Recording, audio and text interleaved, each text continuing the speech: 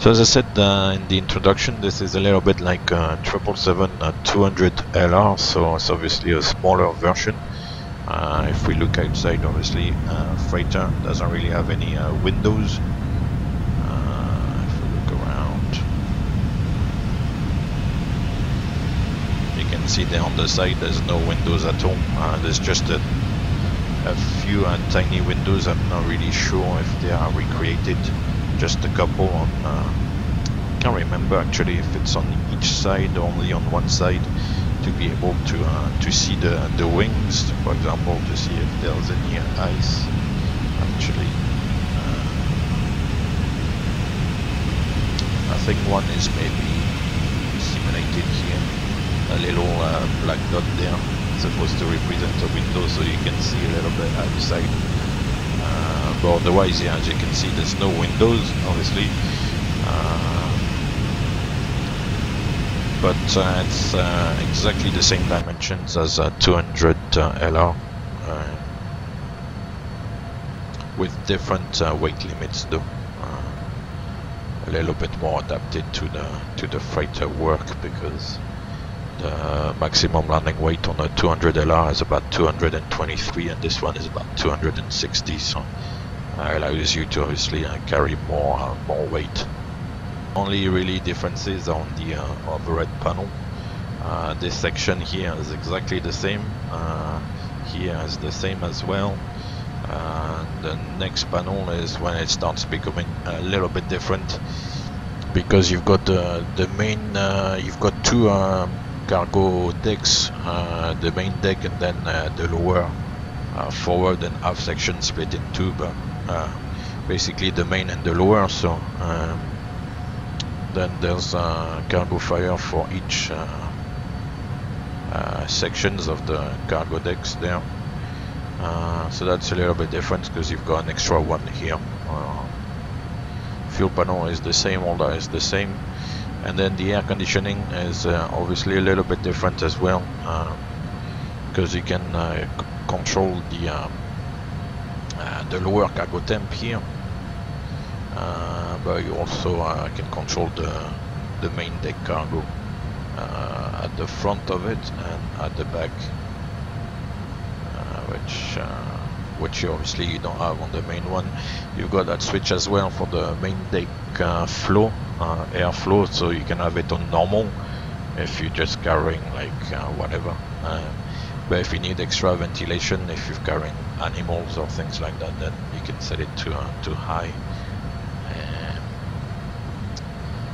You also have only one recirc fan switch here, as on the passenger one. There's two of them.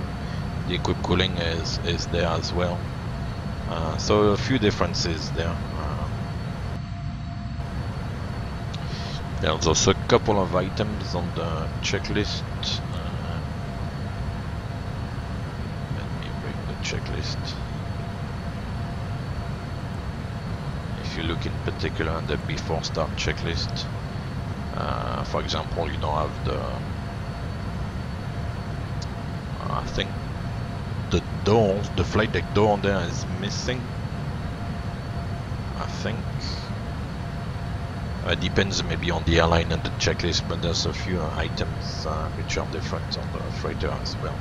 Because for example, here you've got like supernumerary signs, and obviously on the passenger aircraft that's not there.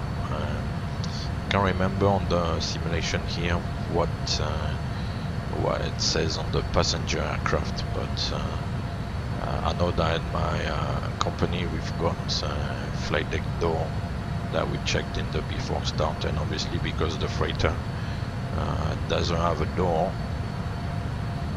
Look around here. Oops, it's a curtain, so you can close the curtain if you wish, but most of the time there's no need for it, to be honest. And then you go into the galley here. I don't think from this view, if you go through the curtain, oof. But yeah, so yeah, little things like that which are different. So So yeah, around here you'll start talking to Bordeaux control all the way to the French-Spanish boundary, and then they would hand you over to Barcelona.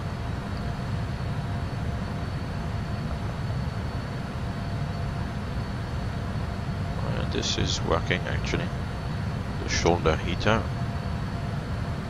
which actually in the real aircraft doesn't do much, to be honest. You don't really feel the difference.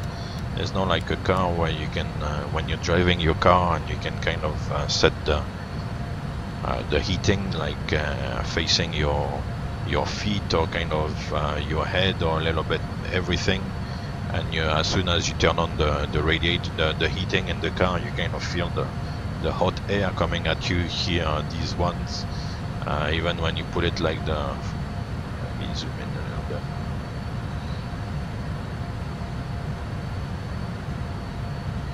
When you put it too high there, you know, or the foot as well, when you put it too high, you don't really feel like a rush of hot air, you know, coming at your feet or you know, at your shoulders or your, you know, your torso there.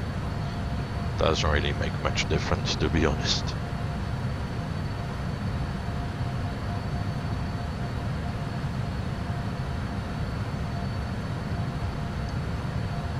But personally, I used the foot heater there. Hold on, I can zoom in a little bit.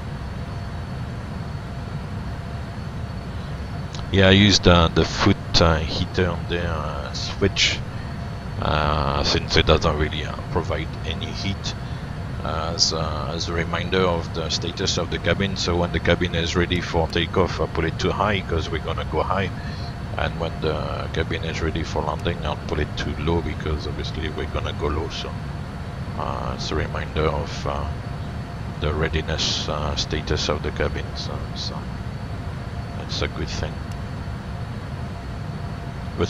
But obviously this is just like a personal thing. It's not really written anywhere or like a set procedure. So check the recall, check the notes, notes on the descent checklist, and there's no notes there since there was no issues. I'll bring back the EFB.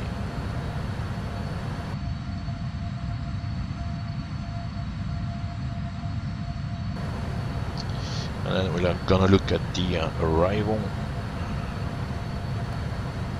So we've got Barcelona arrivals. We'll go for the ILS Zulu. As I said yesterday, if there's a choice of ILSs like Zulu, Yankee, X-ray, unless there's any particular NOTAM or anything, then I always go for the Zulu, and normally that's the one ATC would go for as well. So you kind of go in the reverse order of the alphabet.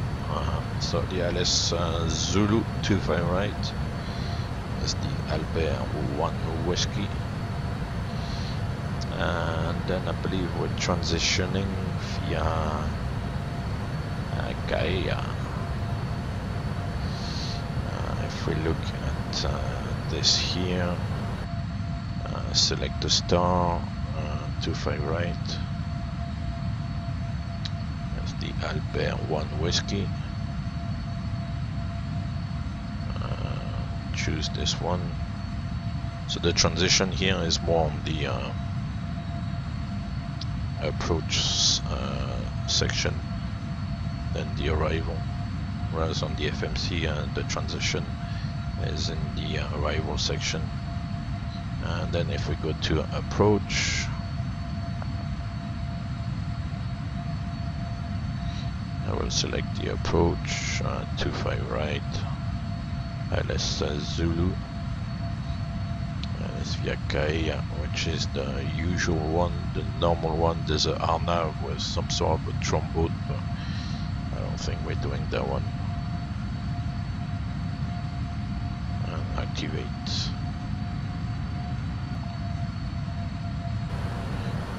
So I can execute that from Albert to 50 below, that's correct.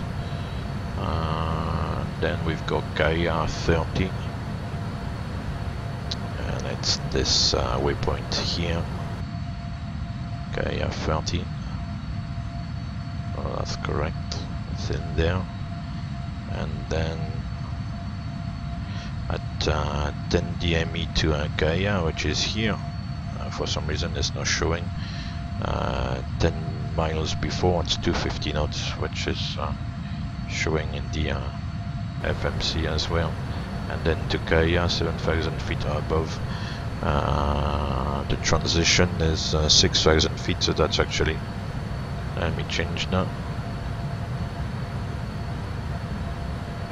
GG, man the pilot.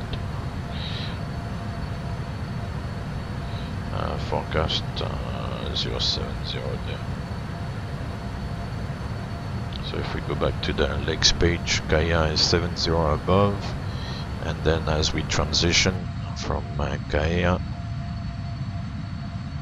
VOR, we go to 11 DME there, 222 track, and then to Tebla, which is correct at 2300 feet. And after Tebla, we've got the center fix 2 miles after Tebla, which is looks correct. Then the final fix, and then the runway. So that's all in there. And then if we have to go around, vectors 242 track here. That looks climb on track 245, and then 245 echo 212. Yeah, blah, blah, blah. Okay. Then that's directed, but there's no missed approach altitude there for some reason. For the VRF 7.4, the fuel arrival plus 213.2, that's 220.6 if we can count.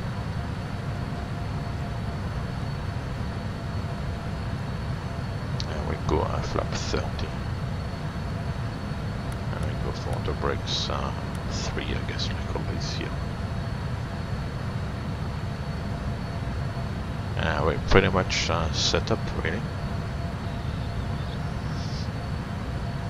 Oh yeah, and the missed approach altitude for the go around 3,000 feet. Okay, so the actual chart I have on the side there shows 3,000 feet. So that's good to know, because that's one thing that's missing as well on the EFB.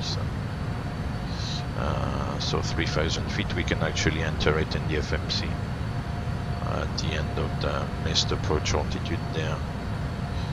You can set 3,000 feet. No, it doesn't take it because it's vectors, I guess. Is there another point? Here maybe we can set it. Yeah, as a reminder. But oh, here's Montpellier, Toulouse. Oh, Perpignan ahead. Girona. But pilot, here's the standard reply, which possibly includes Europe, yeah.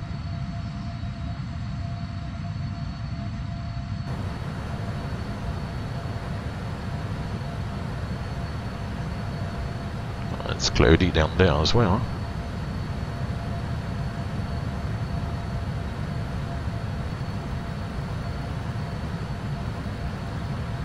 And 250 with the VNAV, we should do it by itself.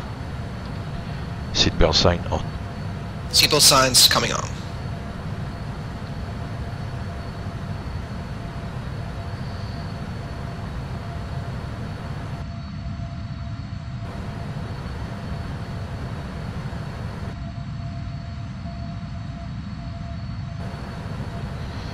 Right, let me see what next I wanted to do. Oh yeah, see if there's an update on the weather. It's almost 10 minutes past the hour. Normally the weather is reported. Well, it depends on countries, but I think for Barcelona I will be on the hour and maybe on the half hour, so maybe we've got the weather for 1100.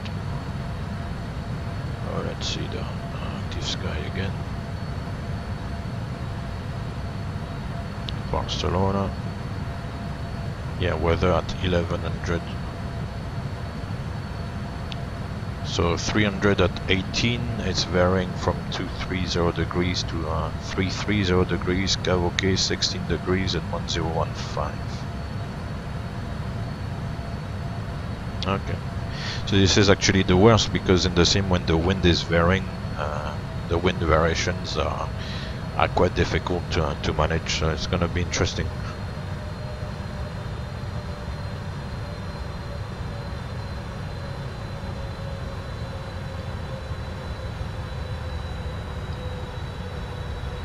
Anyway, we're starting the descent now, which is good.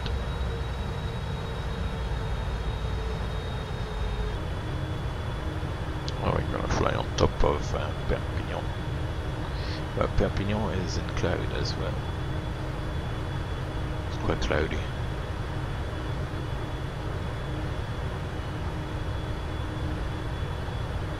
Very nice. See all the sea lakes and stuff, yeah. Nice.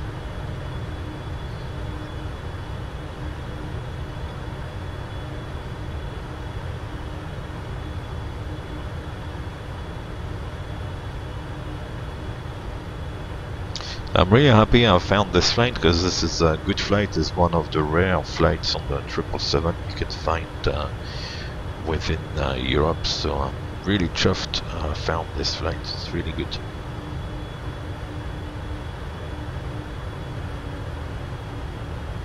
So as I was saying, with the cost index 120 that we have here, if we go to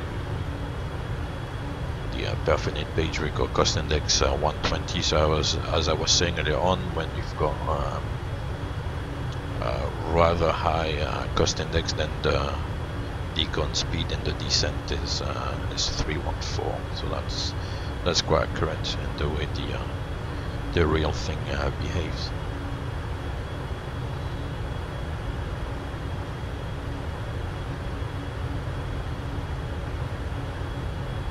Very cloudy actually down there.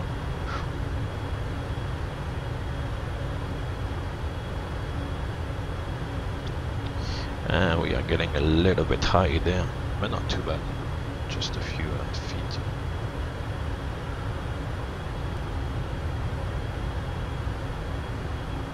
Yeah, so at Albert we cross into Spain. You'll be already talking to Barcelona control there in the descent. Obviously, ATC doesn't keep you all the way to the boundary. They transfer you maybe 4 or 5 minutes before the boundary, or I don't know, 40 miles before, or whatever, but they won't keep you all the way to the boundary.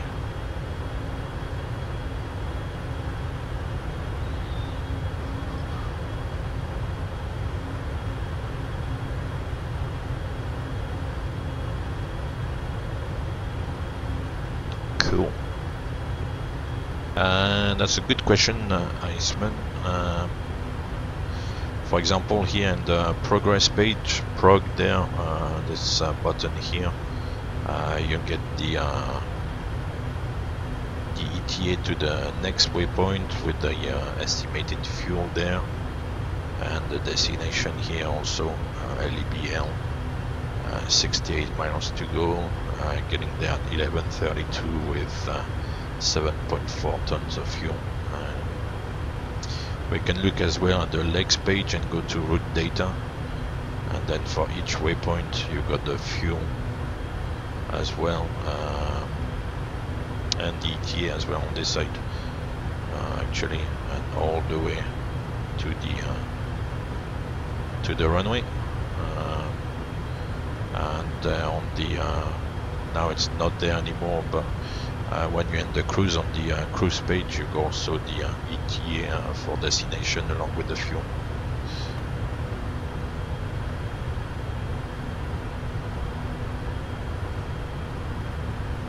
Is that what you were looking for? Yeah. Oh, that's Girona there. Yeah. Girona.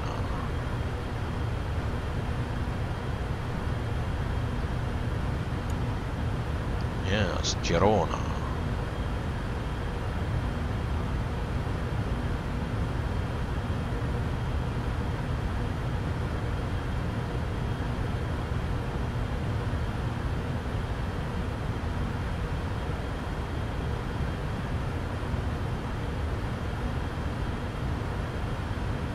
If it's in Sitges, I believe Sitges is kind of south of Barcelona airport, so it's the wrong side, because we kind of stay north of the airport on this one.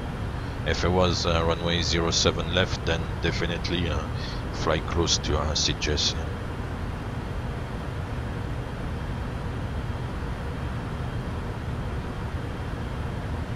It's a lovely place actually. I remember like going a few times there, you know, just for a little wander and stuff. It's a nice place, Sitges.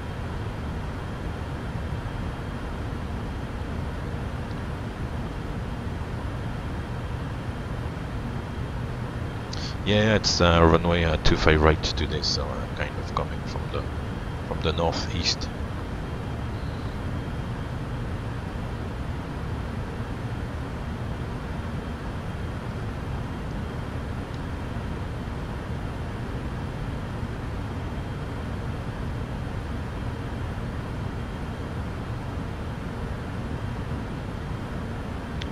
So trying to reduce the speed now to 250 to that Juliet point. We'll see how it works out. The VNAV is actually bang on at the moment, obviously trying to get back to 250 knots, and it's commanding quite a shallow descent, so that will help with the deceleration. Let's see how it works out, if it can do it.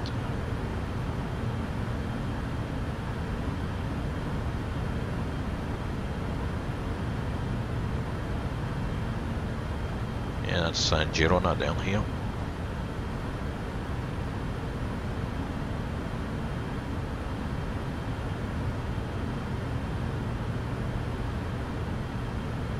We're just gonna help it a little bit with the speed brakes.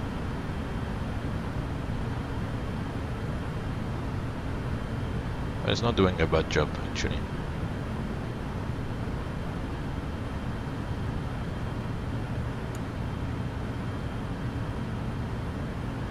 Very nice.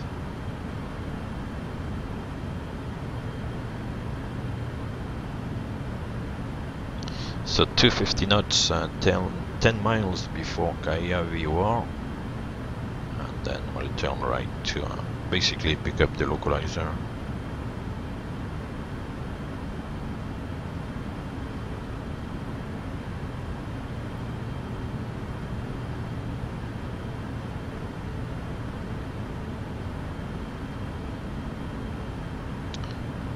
He's gonna call 10,000 feet soon.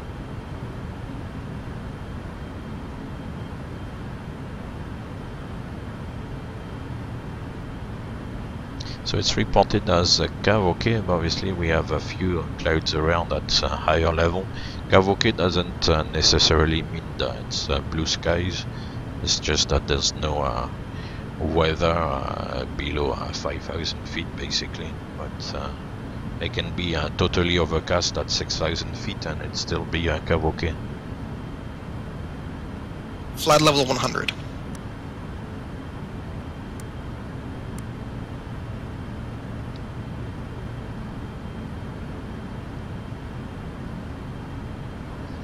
Right, so we'll now continue down to 2,300.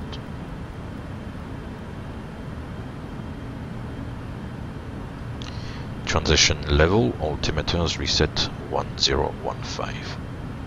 1013, set.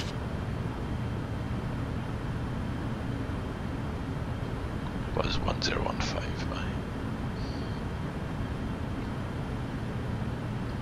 Approach checklist.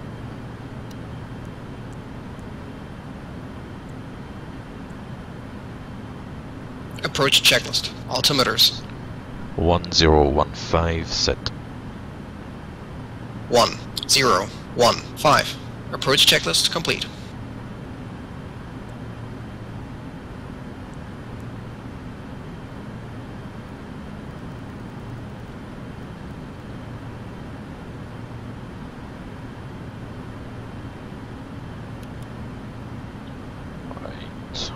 Variable change.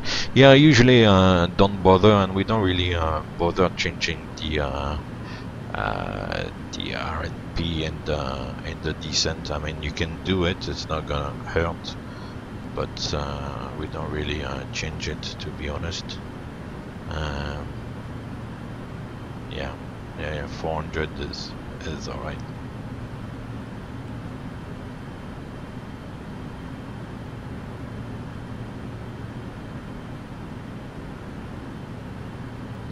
With this one, I guess there's no wrong or right, it's just...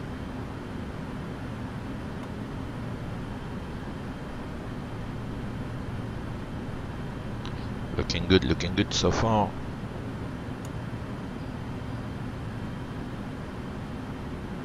It's a beautiful approach over the coast here.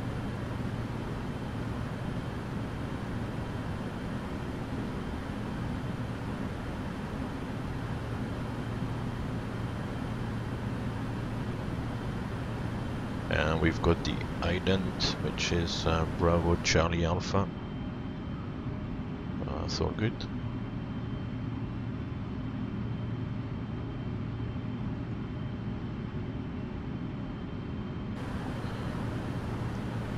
And we can see with the EFB the aircraft on the approach there. It's really good.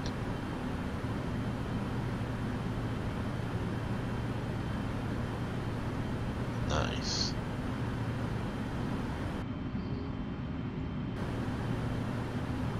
Alright, time to concentrate on this a little bit.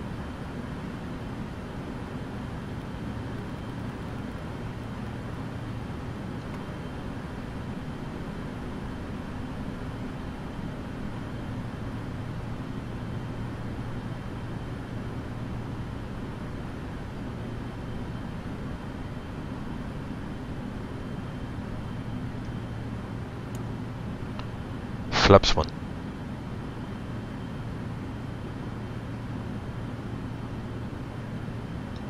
Flaps 1. Speed checked, flaps 1.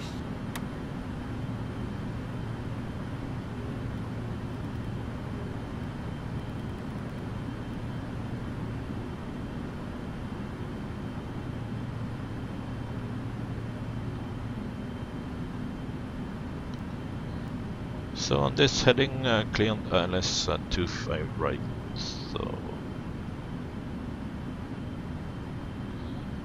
we'll arm the approach. We got localizer, glide slope armed. Flaps 5. Speed checked, flaps 5.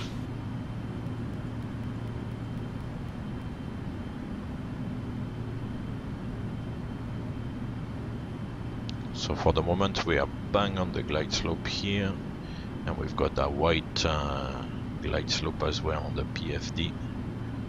So we're doing well, doing really well.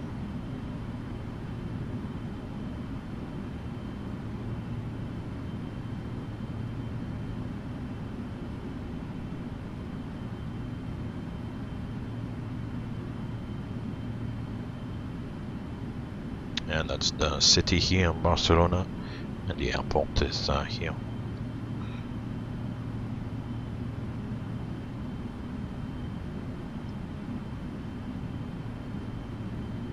Just use a little bit of speed brake,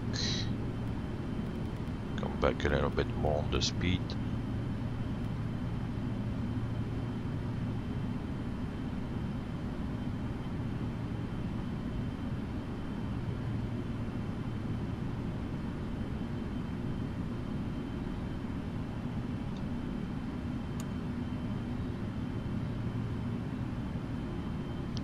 No, joking apart, I use like custom AVGATs for the airports, and then the rest, it's WAR BX.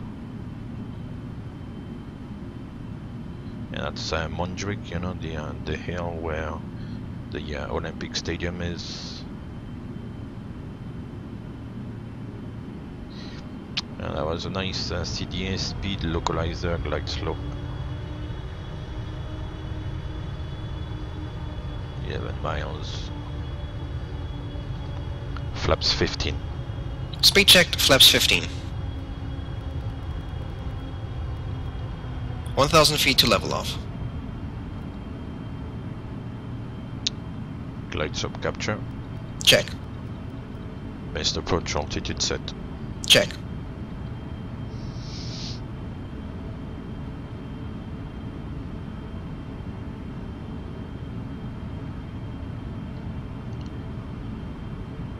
Gear down. Gear down. Flaps 20. Speed checked, flaps 20.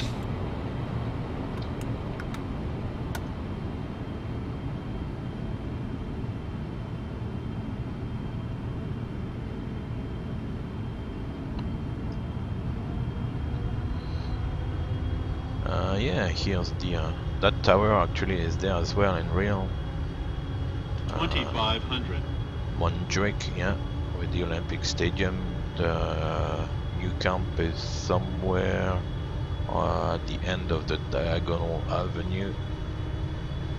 Sagrada Familia, I don't know if we can see it from here, if it's in the one of the default buildings.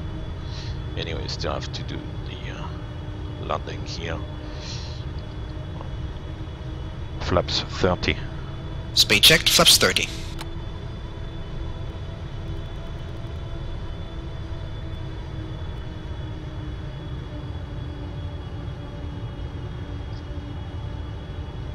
Wish me luck. Oh, I forgot about J6. Landing checklist.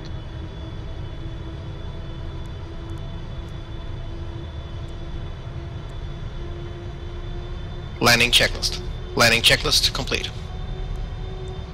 Checklist complete. Alright, here comes the motion.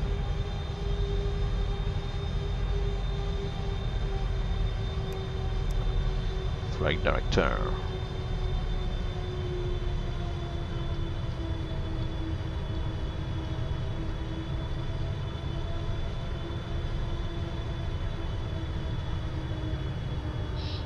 I'm not sure what the flight by wire is doing there. Oh, that's it. Set. Yeah. So I can start feeling the variations of the wind there. It's kind of going a little bit everywhere.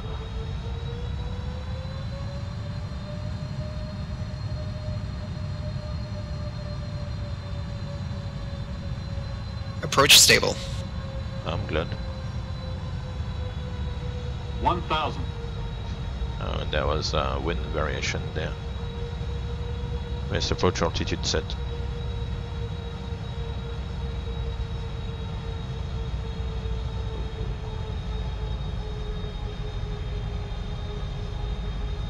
You can see the wind varying on the navigation display there on the arrow. 5, right.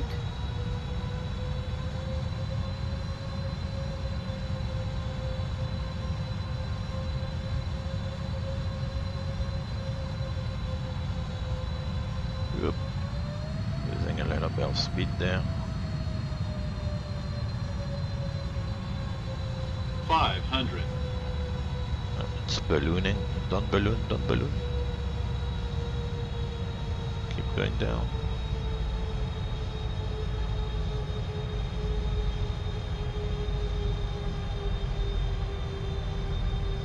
Approaching minimums. Approaching minimums. Oh, now we're getting Minimums. full crosswind. Whoa, whoa, whoa, whoa, whoa, whoa, whoa, whoa. It's really sunk there. Wow. 100. 50. 40. 30. 20. 10. Speed brakes up. Reverse normal.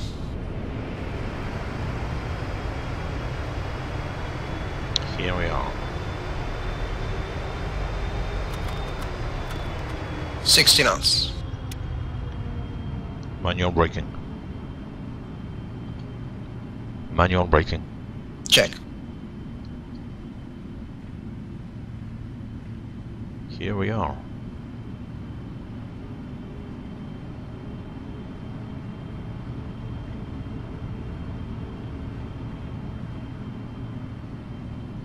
Welcome to Barcelona.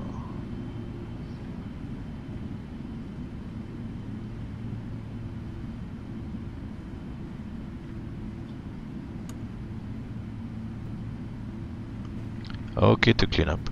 Check.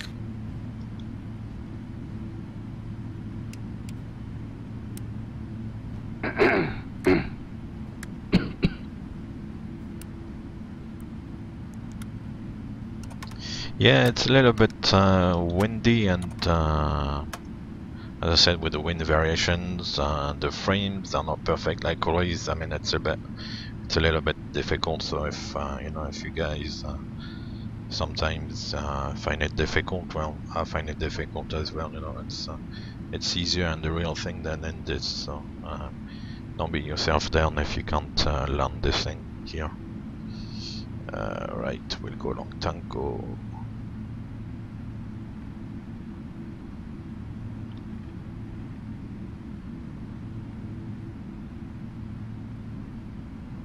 Because on top of that here, at some point I lost the glide slope a little bit, so yeah. I know here that when the wind varies like this, it's very difficult actually, because the wind variation is very abrupt, so it kind of shifts the aircraft from side to side a little bit. Anyway, that was it's good fun, actually, good fun, nice approach there. So yeah, as I said, customized Afghan, that's Terminal 1 on this side, where all the major airlines go to. Terminal 2 on this side, where most of the low cost are going. And we're going to the cargo area as well.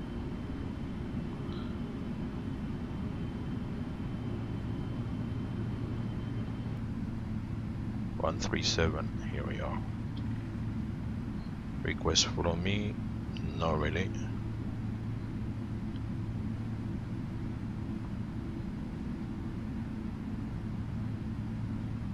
Oh, thank you, Crooner 777, thank you very much.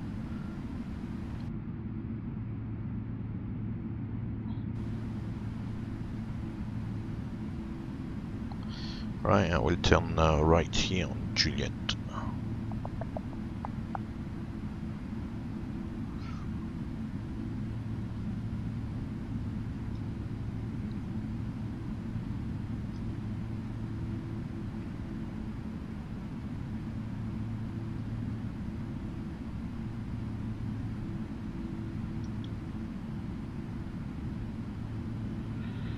Then we'll enter the apron and then take the second right.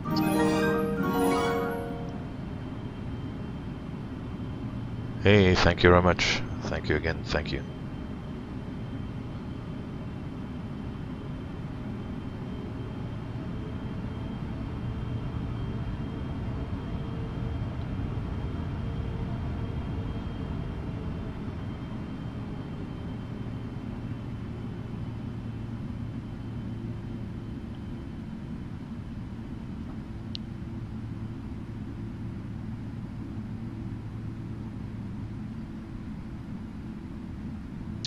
Where's the line here?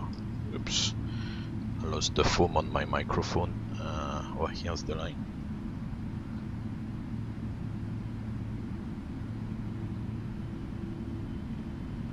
And we can see all the equipment here, that's good.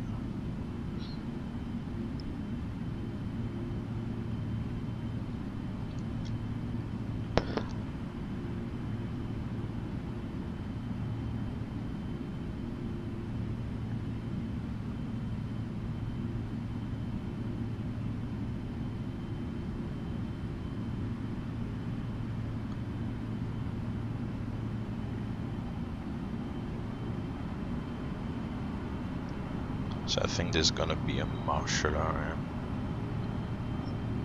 Lights and doors. Lights and doors.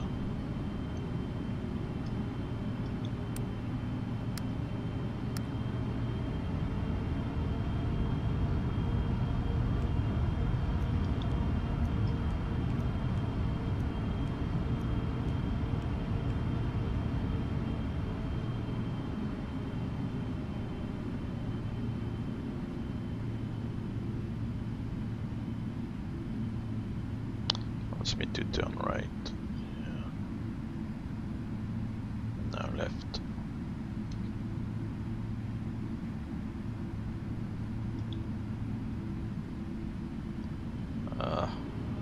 It's always difficult, man.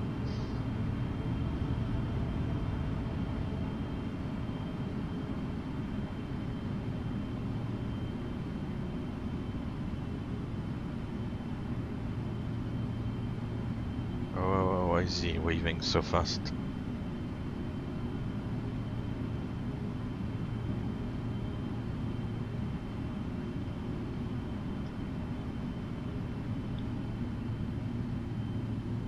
Right, I'll stop here, I guess.